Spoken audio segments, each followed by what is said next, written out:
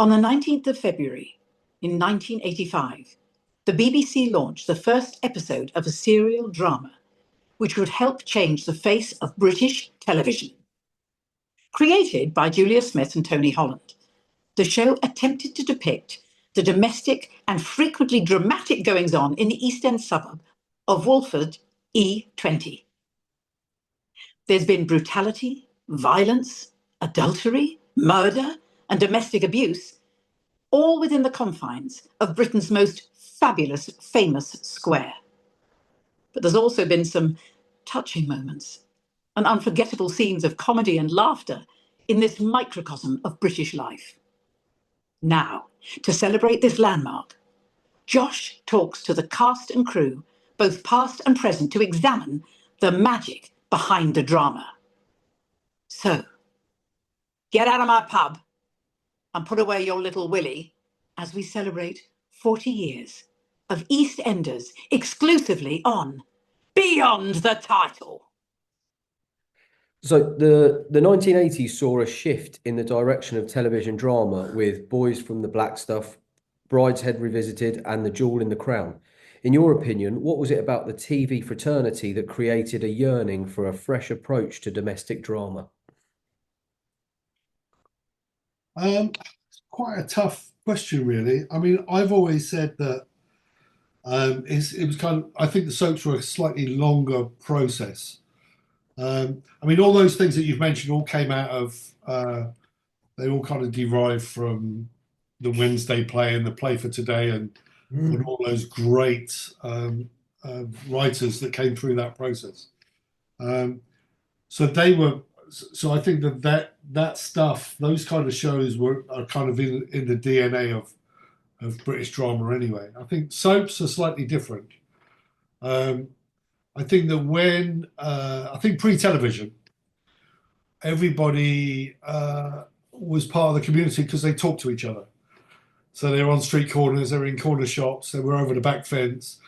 They discussed what she was doing at number 22, what he was doing at number 14, who put the bins out early, who was having an affair with who was lying, who was telling the truth.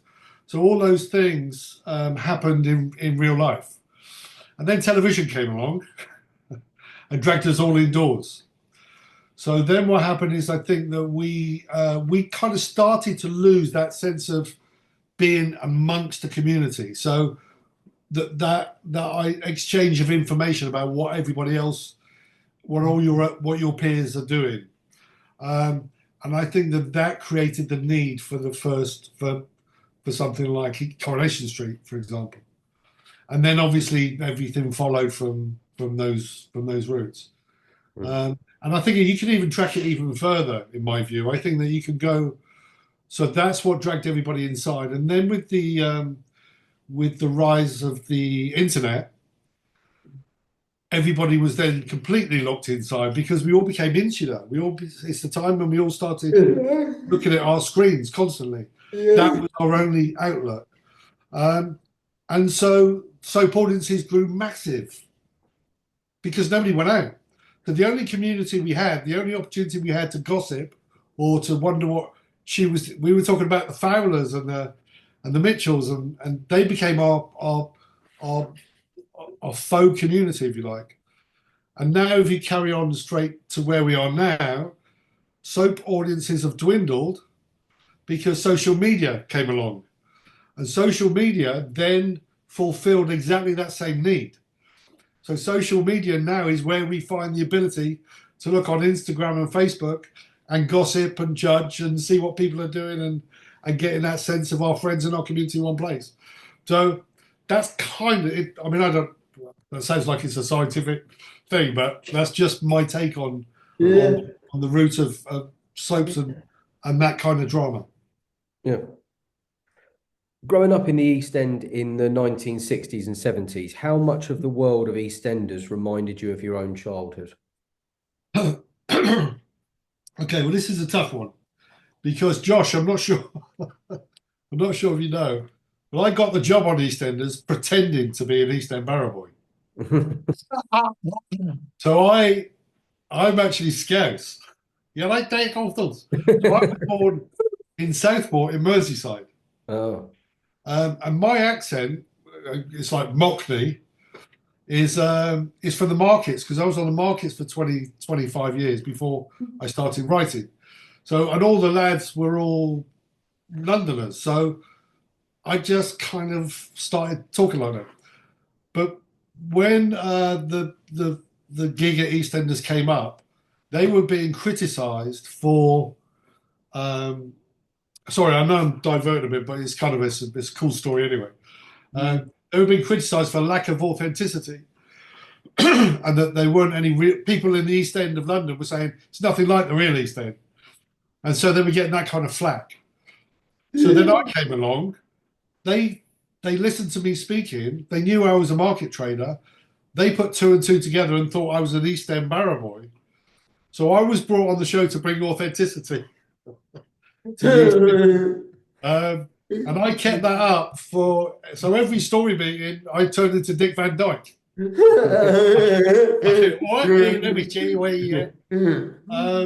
And about 4 years, I think I'd written about, I don't know, maybe 30 or 40 episodes. The executive producer came to me and said,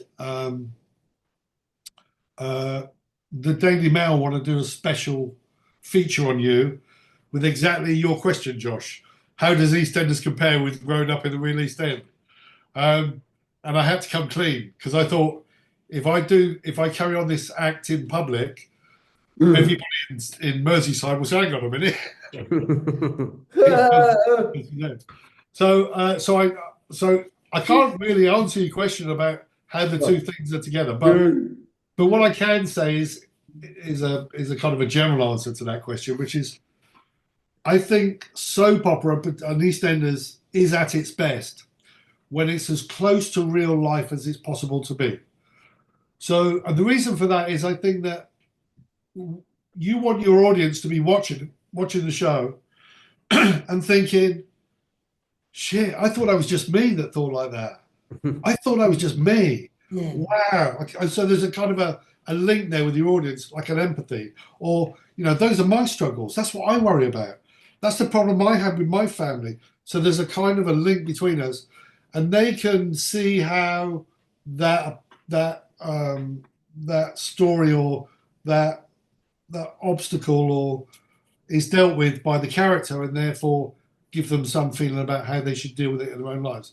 So I think that's when it's at its best, and I think when it's at its worst, it's far removed from the reality of life. When you start swapping babies and astronauts coming from Mars, and do you know what I mean, and people coming back from the dead, I think it loses all that, and I think it damages the DNA of the show. Yeah.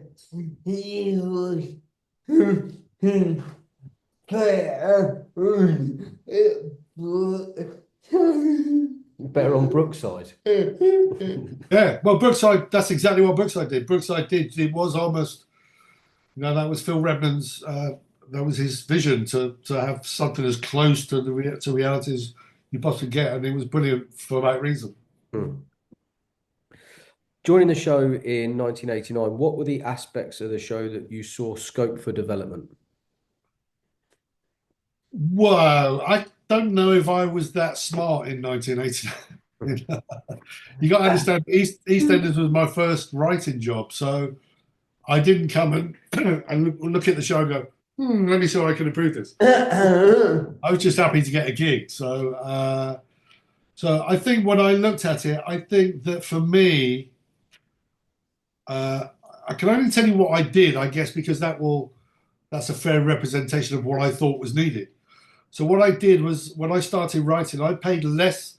When you write an episode of EastEnders, and it's still the case now, but it was the case then, you're given a document. So then it was about 2 pages of A4, which told you roughly what happened in your episode, gave you a suggestion of the cliffhanger, or maybe a choice of 2 or 3 things it could be, and also told you what was happened in the episode before and what was going to happen in the episode afterwards. So you had a kind of frame of reference. So that gave you your parameters for the episode. So you knew that certain things had to happen. And I think that's become more prescriptive as the years have gone on. I think now they tell you what the cliffhanger is, and they tell you what, this kind of is slightly more confined. But those days we had a lot of freedom, and we were just given those train tracks to stay within, really. So I worked out quite early on within my second or third episode that if I could get through those things that I had to achieve, so if I could so Dot had to tell Pauline something, okay, I've done that. If I could, if he had to see someone out of a window, I'll do that. Sometimes I did them all in one scene.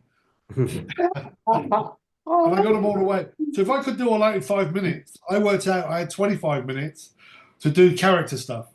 So I would put all the boys in one corner of the pub, starting a conversation about the trouble with women is, and I put all the women in the other side of the pub, so the trouble with men is, and I'd play those games, and I'd have those, and I'd do some of my stuff. So I tried to put a lot of humour in it through character, and I'm not saying it was lacking that, because I don't think that's true, but I think that's what I felt I wanted to do writing for the show.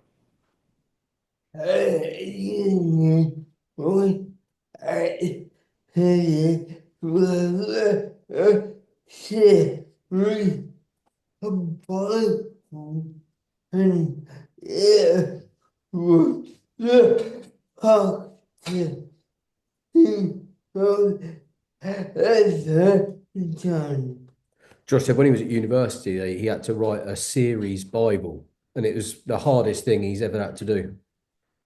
Yeah, they're tough. I mean, obviously, I have to do those with every new show that I create these days, and it's tough. It's within that Bible, and also the thing is you're also doing it quite cold, because you're normally, when you're trying to set up a new show, you write the first episode.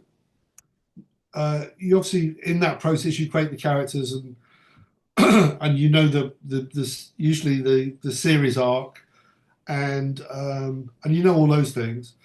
But then you have to put it in the show Bible, which gives you all the characters, all the character arcs, all the DNA of the show basically is in that document. That is really tough, Josh. You're right, because at that point you're quite cold. It's easier to do it actually after you've written the whole series, because you learn along the way, and it's quite rare for that series Bible to be true by the end of the series. Because things change. The market community is a quintessentially British phenomenon and forms a social ecosystem of its own. What do you think it is about this tradition that makes the perfect setting for a drama? Well, I don't know if it does make it a perfect setting for a drama. Simply, I think, was it ITV, did Albion Market? Yeah. Who thought exactly the same thing, and it bombed. So I'm not sure it's about the setting. I think it's there's a reason why. I don't even remember. There's a show called That's Life, the old Esther Ranson show back in the day. Yeah. They were looking for the zeitgeisty quote, or the what's going on and what people are thinking. They always went to the market. That's where you go. You go to the market. The market is where you'll find. It's a really, I don't know what the term is. My brain's telling me to say real people, but I don't know if that's true. I don't know what a real person is, but you know what I mean? Grounded people the people that are affected by budgets. It's like, I'm not affected by budgets particularly anymore. I've got to pay a bit more tax. I've got to do that. It's not.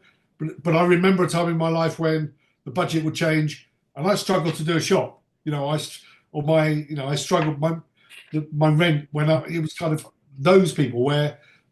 The people at the coalface, at the sharp end of our society, they're normally at a market because that's where things can be bought at a reasonable price. That's where they go if they're looking for a bargain. So they're really grounded people. They're at the sharp end of society.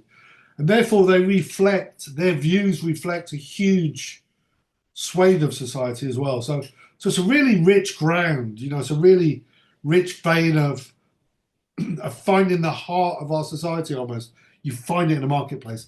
I'm not sure if that's true anymore because markets aren't what they were. So that may have changed slightly, but historically that was the key. It wasn't about the nuts and bolts of a market and because they were selling stuff in stores. It wasn't that. It was about the people that congregated there. Yeah, you sort of slightly touched on this there, but the 1980s was a volatile period for the working classes. Although politics is rarely mentioned in the show, to what extent did people like the Beales and the Fowlers become affected by Thatcherism? Yeah, 100%. And I absolutely wrote politics when I wrote for Eastenders. I mean, I didn't. It wasn't soapbox politics. It wasn't. It wasn't about which particular party you should do because obviously the BBC can't do that. But I think, whenever I wrote for character, they had genuine opinions. They had genuine opinions about. I mean, now if I was still writing for EastEnders, I would 100% have my characters talking about immigration because that's such a huge thing in the public mindset at the minute. You know, in our society, it's a debate that's red hot and raging. So I absolutely would have Arthur Fowler and Frank Butcher sitting in the pub talking about immigration and the rights and wrongs of it. And my politics, which I'm an old socialist, and I'm kind of I'd find it really hard not to have that being the winning argument, or for that to have the emphasis that so yeah, I feel. Yeah, I completely have that, and so now, I think I did it then, and I think that everybody was affected by Thatcherism, and EastEnders was a working class soap opera, so I think that we saw that small-mindedness and that, and it's the whole Brexit thing. I know it's not Thatcherism per se, but it's kind of the same. Let's all link arms and sing "Land of Hope and Glory." It's like that nonsense. That stuff is dated and isn't really relevant anymore. But I would absolutely have written about that stuff. All long-running shows require a fluid flow of characters to keep everything fresh. In 1990, you played a dominant role in the development of the Mitchell brothers. Looking back, how important were Phil and Grant to offering the show a harder edge? Yeah, do you know what? I think that they played somewhat into the romantic idea of the East End with the Cray twins and gangsters and that kind of thing. I think they gave you that because when you talk about the East End, that's kind of the legend of the East End is twofold in my mind. Well, maybe threefold. Maybe the reality is one. The second is the Blitz spirit. You can that defiance. You can bomb us, but we're still here. Hitler, yeah, you're not having the Afghanists of the world. And then there's the criminal, the legend of the criminal fraternity where, they looked after their own. You can leave your back door open, but do you know what I mean? It's like they were all that nonsense. So I think the Mitchell brothers gave us we already had the Blitz spirit because we had that sense of real community, and they loved their community. We already had the I think, or at least we were striving to get the reality of living in the East End in the 80s and 90s, and so it's almost like the thing that was missing was the Cray twins, or at least the romance of that genre. We had a little bit. There was a little bit with Dirty Den, but there was something about bringing brothers in. It kind of nailed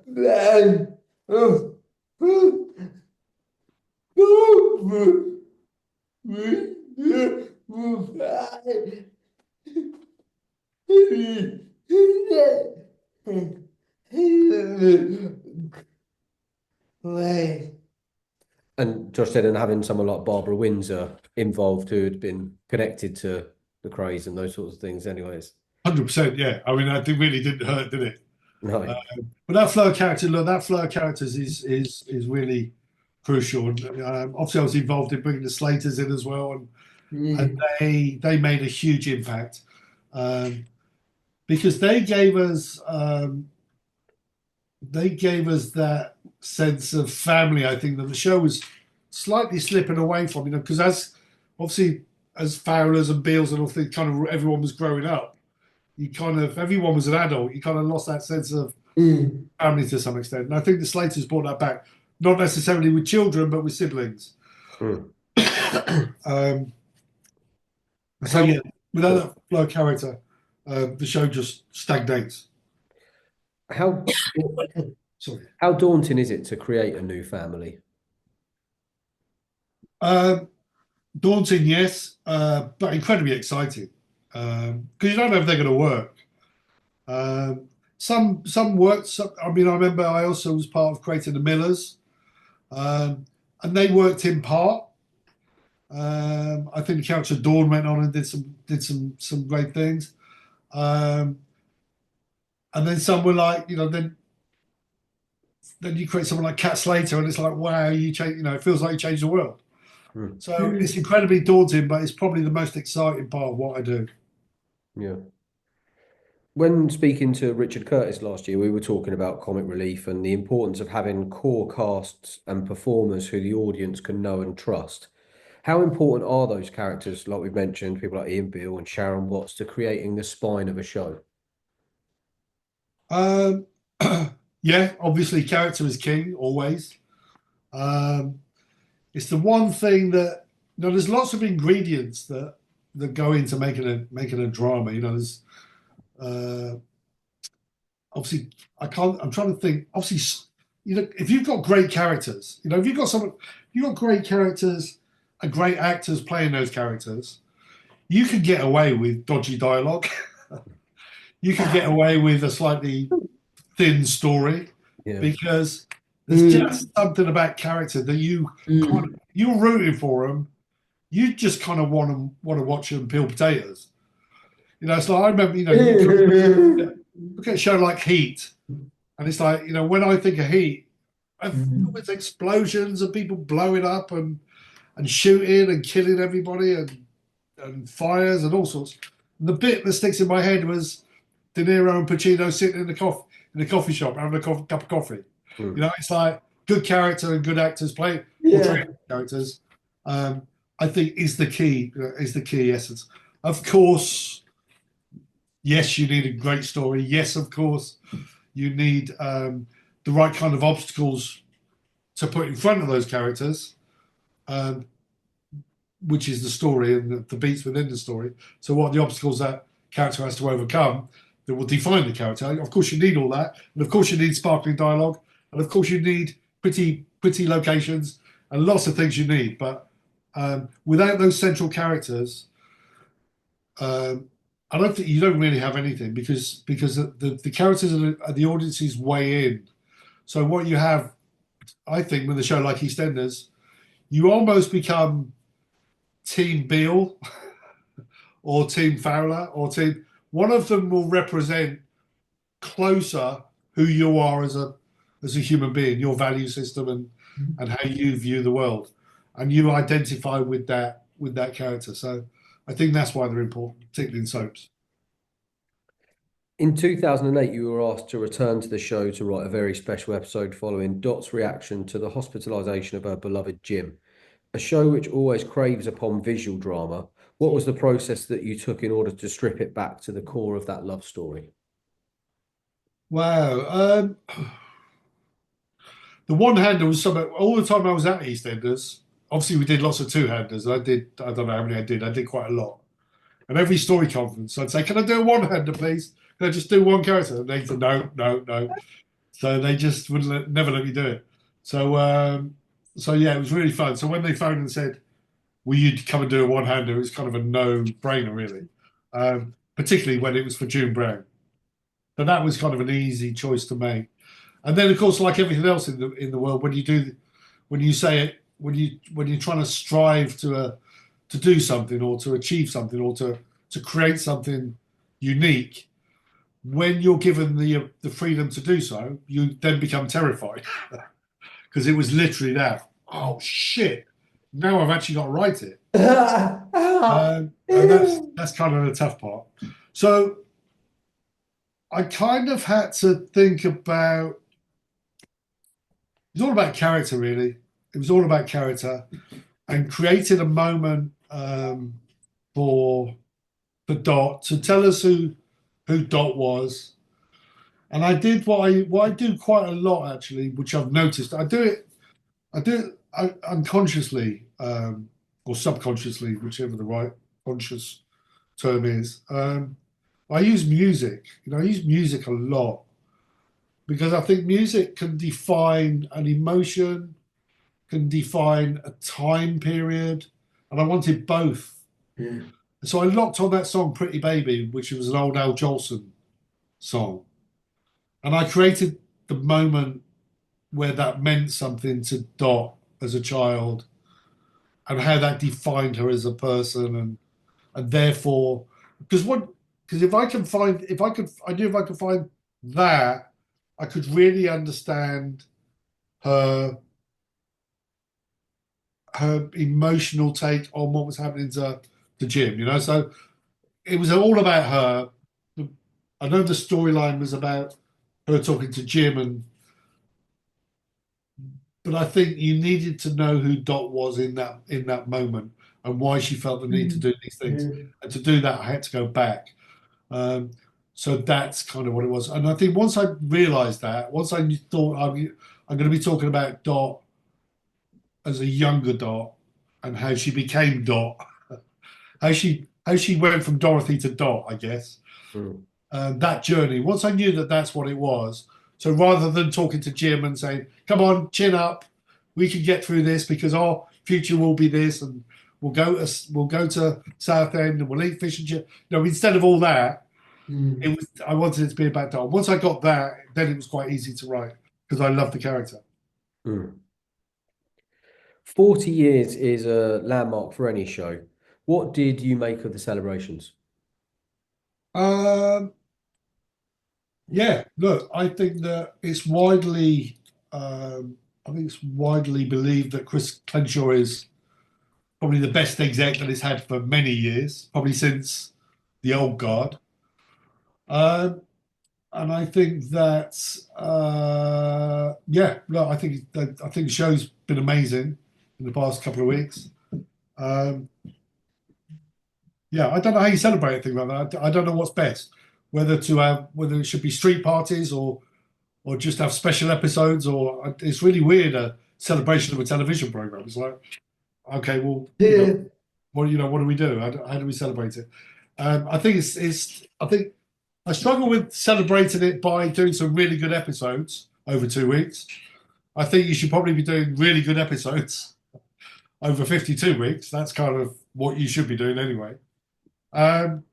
So yeah, but look, I think everybody was aware it was Eastenders' 40th birthday, so I think that the channel did a really good job in celebrating that and pointing that out. So yeah, it's a weird one.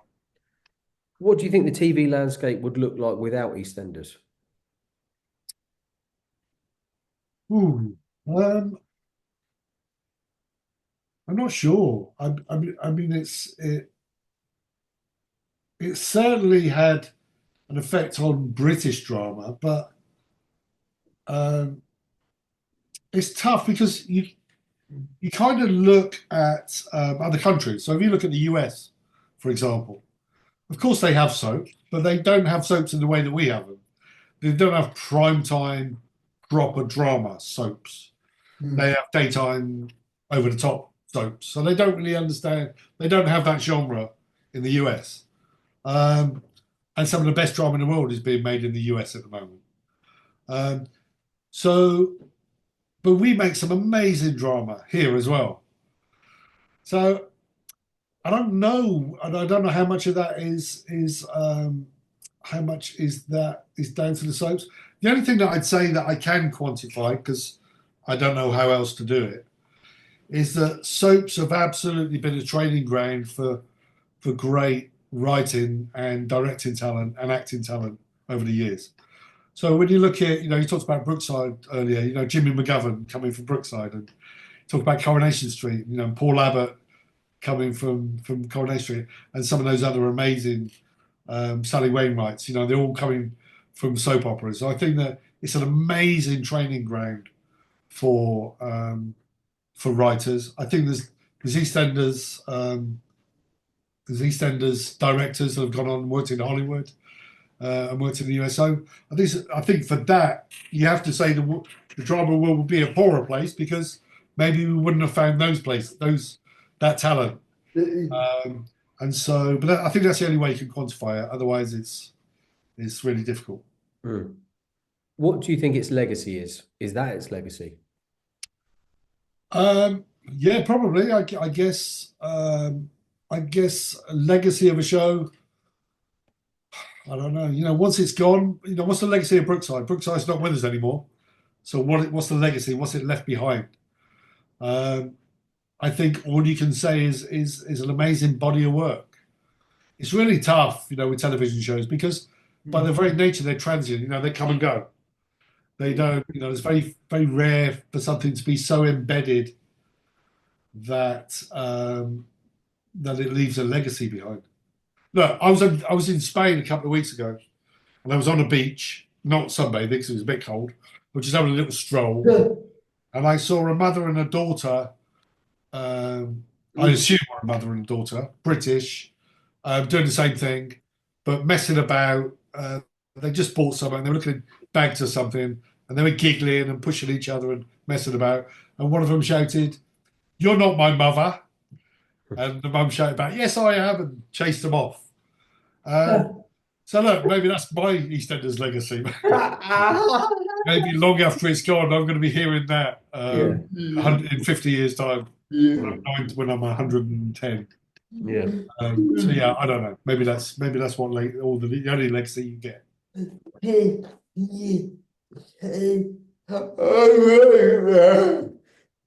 Josh said, did you not go up to him and say, "All right, that, by the way"?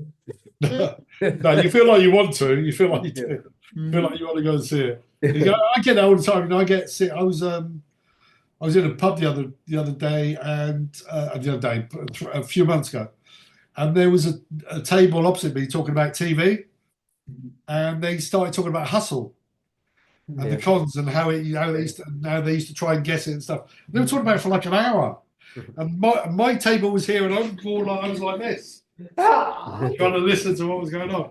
So and again, you're dying to say, "Oh, that's mine, I did that." But no, you can't. You just look like a twat. So, last question: what's next for Tony Jordan? Well, I've been on a bit of a journey with with Red Planet Pictures. Obviously, 2006. I'd had a really good relationship with a production company called Kudos that I did a lot of my stuff with. So Life on Mars and Hustle. And a couple of other things. Moving Wallpaper, Echo Beach. I did those with Kudos, and they were my go-to place creatively because I always felt creatively safe there. I felt like I felt we were aligned creatively, and they trusted me.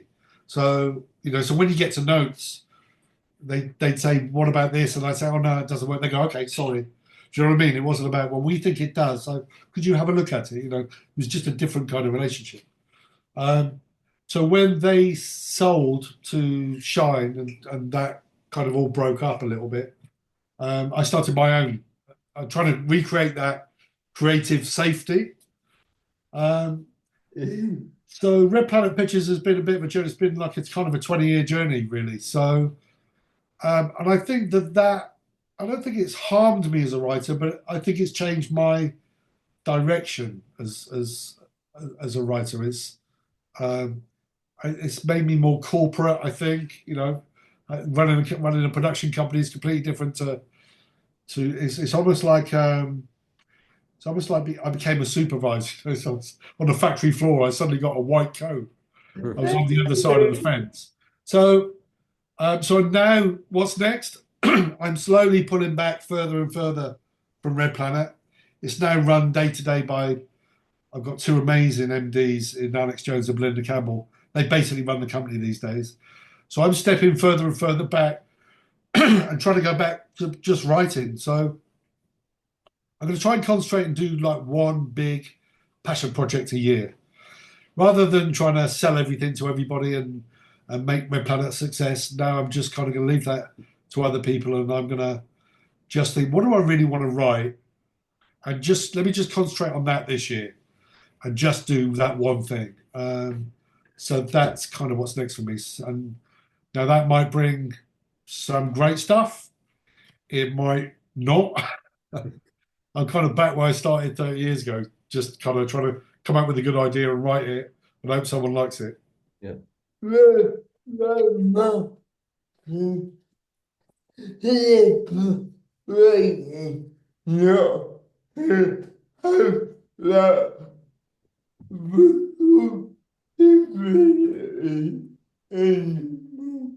Josh said it must feel liberating to not have that responsibility anymore, though.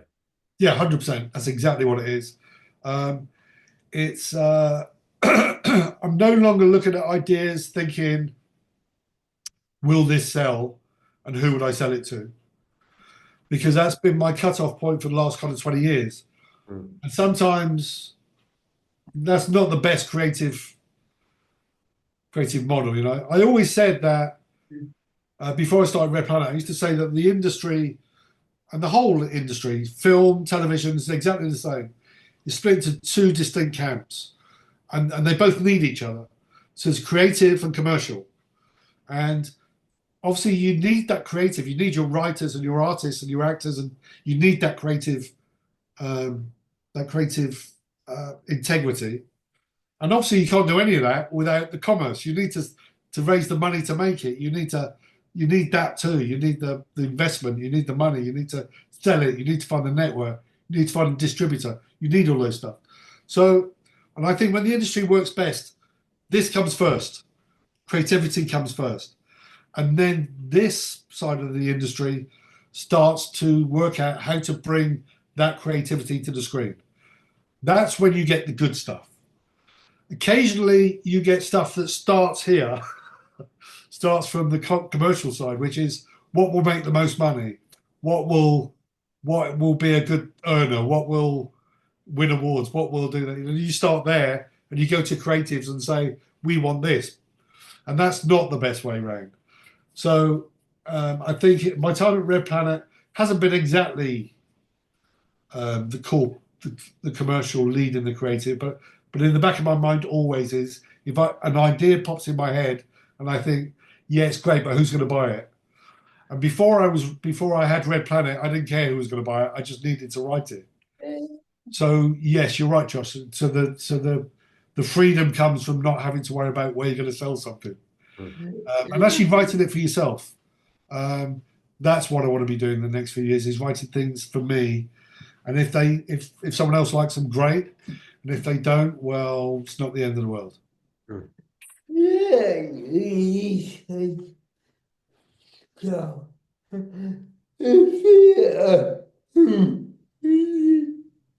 Yeah, Josh said go start a theatre company or something. Yeah, do you know what? I'm up for that. I'd love to do. I mean, it may well be that I do that, because, like, I'm literally back where I started. So I'd love to do a theatre, but I've never done theatre. I'm going to write a couple of movie scripts. I don't know. Let's just see what I might write some poetry. I don't know. Might write the missus a letter. I don't know. The freedom of a writer to write whatever their heart desires is a wonderful thing. So I'm happy to be in this place. Yeah, so I suppose it's a nice feeling to be able to answer a question like, what's next, with anything you want. Yeah, exactly. And it is exactly that. I've done all the hard work. I was expelled from school when I was 14. And I have worked virtually every day. I've always worked 7 days a week. These days, maybe not so much. These days I'm getting a bit older. I have weekends off mostly, but for the majority of my life, I've grafted and grafted and grafted. And I'm 67 now, it's like, so I don't need to hustle anymore. I can literally just relax and see what my creative brain, what last couple of drops I can wring out of it before I pop off.